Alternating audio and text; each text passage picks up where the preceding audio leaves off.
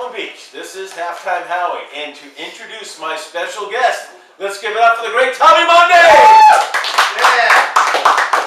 Howie, I've seen the Duddy Destroyer. I have seen him fight. He is out of sight. I've seen him at MSG twice, Madison Square Garden. This guy can headline any show. When people say it's so overused, somebody gives 100%. This young gentleman over here gives 150%. This guy is grappler extraordinaire. I'm going to tell you. If you ever watch MSG Fight Night, this guy is there all the time. They run his fights on a consistent basis. This man is one animal in the ring, Howie. All right, with that, let's give it up. First of all, John, welcome to the show. Thank you so much for coming down to Long Beach. And John, talk about your career so far and where you want to take it.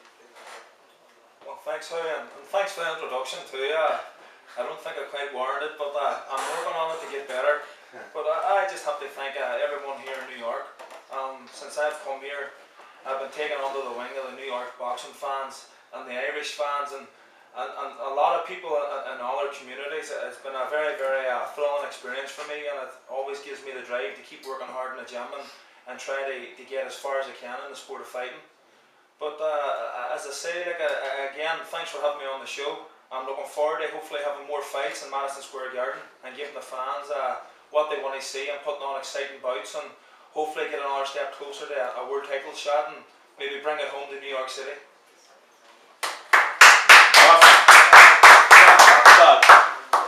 Do you feel, and how much does it mean to you knowing that the Irish community, the bars, get so behind you and is so passionate? When you come into the ring, they go crazy. How does that make you feel knowing that you're a cult figure and you got so much love and support behind you every time you come into the ring? I'm very fortunate, to be honest with you. As I say, I was welcomed by warm open arms when I first came here about 7.5 years ago.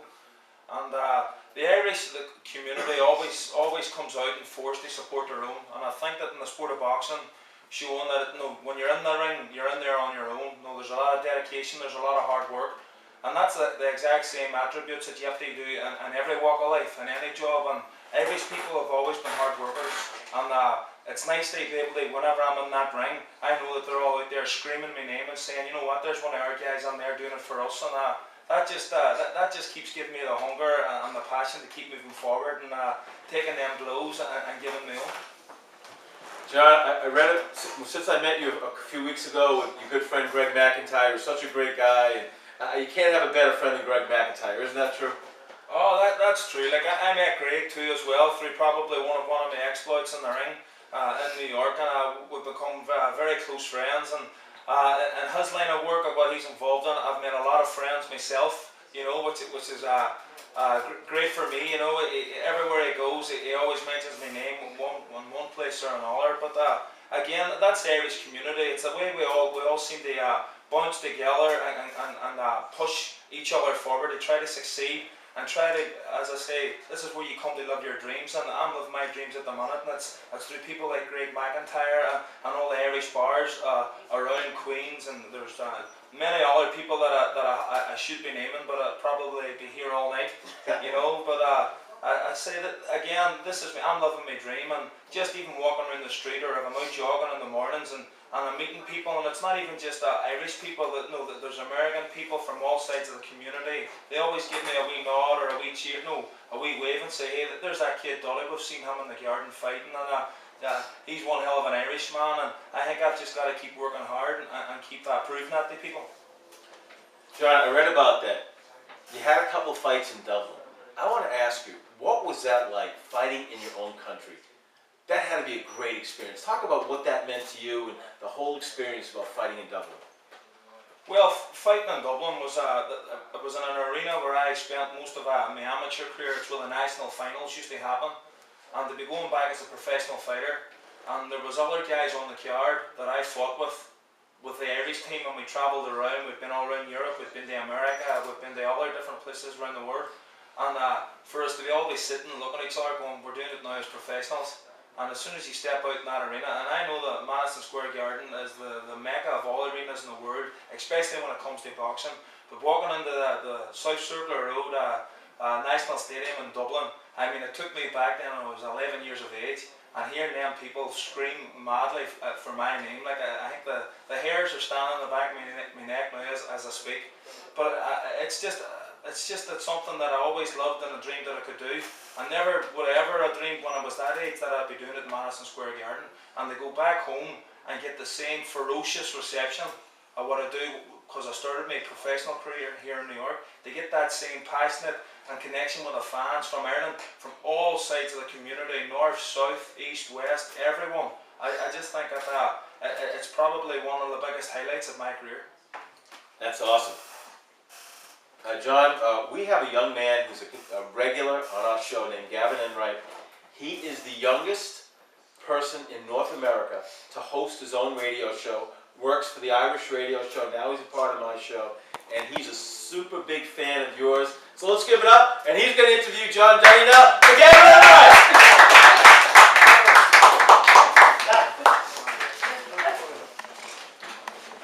All right, Gavin, take it away. Very impressive young man. Well, John, thanks for coming on the show, of course. John, for everyone who doesn't know, he's been on the other program I'm on, the Irish Radio Network. He's been on it before, so I've seen a couple interviews of him. And as you're talking about how much you love fighting in your own country, how much you love fighting here, I wanted to know, when I'm in Long Beach here, you know, we're a big Irish community, and whenever you're fighting in Madison Square Garden, wherever you're fighting anywhere in New York, there's always a bus going down from the Knights of Columbus to Cabana, or, you know, wherever. And, you know, my pops, he's always going, and I usually go with him to either your fights or local Long Beach boxer Shawnee Monahan's fights. And one of the things that makes watching Irish boxers fight is just the crowd reception. You know, they're singing chants, having a blast, you know. And I wanted to know what the difference is between like an American crowd opposed to a crowd back home in Ireland. So, is there like a big emotional difference? How is it? Well, for me personally, there isn't really much of a difference, you know, because when you're walking into that arena and you're focused on your job at hand, no matter how loud the noise is, or the cheers, or the boos in some cases, on some of the fights that I've had down in Texas, you can't let that distract you. So you can't, and you have to go in there and do your job. And that's what I always focus my intentions on doing when I walk out. But then at the end of it, whether you win, lose or draw, and you're standing in the middle of that ring, and then people are still roaring, cheering your name, it's probably the greatest feeling I've ever experienced in my life. You know, and the fact they have that backing, whether I do win or lose, and they're still there cheering me and support me, and looking forward to when I step back into that ring again, it can only but just help me just keep giving me the hunger to get back in that gym and keep working and striving to try and be a world champion someday. Now, right now, you've had 31 fights, I think. You're 29 and 2. Yeah. You've had 18 wins by KO. And so, when you were an amateur, you had 130 fights around, something like that? Around that. How much more do you have to prepare? What's the difference between you're getting ready for a amateur fight opposed to going to a professional fight? What's the competition level? Obviously, it's going to be a little harder, but what's the difference? Put us through the difference between an amateur fight and a pro fight. Well, the difference is, unfortunately, with today's amateur boxing, you've got the computer score, and it's kind of taken away from the great amateurs that came through and went on to be professionals. You know, like an Olympic gold medalist now doesn't necessarily mean that you're going to be a world champion in today's, but that doesn't take away from the fact that they are tremendous athletes and great fighters. It's just that the point system is completely different from the pro game, and it kind of makes it two different sports. And I always looked at it like amateur boxing's a sprint, professional boxing's a marathon. And when you're running a marathon, you not only need endurance, you need your speed and strength to go the whole distance. And I think that's where the training differs. And in the amateur boxing, you tend to be more active, and you're surrounded in a good team of other fighters. You know what I mean? Your teammates, so you're never there on your own. Whereas when you're a professional fighter, I know you've got your coaches and you've got your fans, but once you step under them ropes, you're on your own. And whenever you're sucking one there in the 8th and 9th round, or the 10th round, sometimes the 12th, and you haven't went that extra mile on the road, or done that extra day's round in the bag, and you're sucking, well then you know that you were lackluster, and you just can't let that happen to you in professional boxing. And that's probably the biggest difference that I noticed in the both sports. Not that one's better than the other, it's just that you just need to be prepared for the different opportunities and the different obstacles that you're going to be faced. You know, like you can run for four rounds as an amateur, but can you do it for 12? So it's the preparation of it all, and that's why whenever you're in, when you are a pro, like your training camp is at least probably 2 months, if not more, and even when you're not fighting, you're always doing something. And amateur fighters are continuously training the whole year round, because you've got all these competitions worldwide. Whether it's winter in America, they're fighting somewhere over in Asia somewhere, and then when they're going from Asia to Europe, and it's a very, very tough sport too, you know. But the pro game is where it seems to be the highlight for the sport of boxing, and long may it continue, you know. And I'm just I really have dreamed about being a professional for a long time, and I had 10, 12 years of the amateur game, and I did enjoy it, and I loved it. I never made the Olympics, unfortunately, but I've been to the European Games. I've boxed in Olympic and European qualifiers and world qualifiers, and it was a great experience. I've seen a lot of travelling, but whenever, as I said, you're a part of a team, a big team, a group of other boxers, and you travel together, you go together. As a professional, it becomes a very lonely game, but it's nice to have your teammates and your fans that you can lean on whenever you need the help. That's great. That's great. And I'm sure, John, just from in the gym, a lot of young boxers, you're the role model because you're successful, you work hard, you have a great work ethic in the ring, and we happen to have a young boxer here right in Long Beach who wants to be John Duddy someday. So let's give it up for a young Long Beach boxer, Danny Angel! How cool is it for you, a young boxer, to be sitting next to John Duddy and doing a radio show? And how cool is it? And I'm sure you got some questions for John. I do actually. I'm actually a big fan of yours, John. I've seen you fight, and you're awesome. Just want to tell you that. But yeah, I as an up-and-coming boxer, you know, it's what you were just talking about was actually all true. You know, about the competitions and stuff like that. You know, you got like the Metros and the Golden Gloves constantly going. But how do you keep yourself motivated through? Like, what I want to know, how do you keep yourself motivated through the years? You know, as to keep going and keep fighting and just like keep strong and keep wanting to do it. Like, how do you keep yourself motivated? Well, I'm not really sure. If I look for motivation, I think boxing, when I was younger, like I went to the gym and used to watch my father train when I was 5, and I had my first fight when I was 7 on a smoker. And my dad took me away from it because you had to be 10 insurance-wise to go back to the ring. And lucky enough, I won that fight. But it was the one sport that I always participated in that I never had to try. I never had to be pushed to go to it. You know, I tried other sports. I tried soccer. I tried football. I tried swimming, running, and nothing ever had. Or basketball as well, even. But none ever had the calling to me as what boxing was. And there was one thing that I loved about boxing. And I think it's always been the same reason. From when I was 7 years of age, when the fight was over and that referee's holding my hand, everyone that's watching that is sitting looking at me, and I love that. And that's what I love about working hard and getting in that ring, because I want all them people out there that have come there to watch me to see that, look, I've worked hard, I've given 100%, and if I can give more, I will give more. And win, lose or draw, you're going to see a fight one way or another. And I just think it's the love of boxing. I just love fighting, you know. I wish I had it and maybe found it easier. Like I couldn't see myself being a tennis player. Not that that's not a hard sport, but I think I just enjoy getting hit too much. So I do, and again, hearing the roar of that crowd in the arena, no matter where it is around the world, like you know yourself when you're in there through the hours and days that you've done in the gym on your own, hitting them bags, running them roads, skipping, sparring. When you hear that roar, that's because of the hard work you put on, and it's nice to hear that. So it is, whether you get the result or not, you know.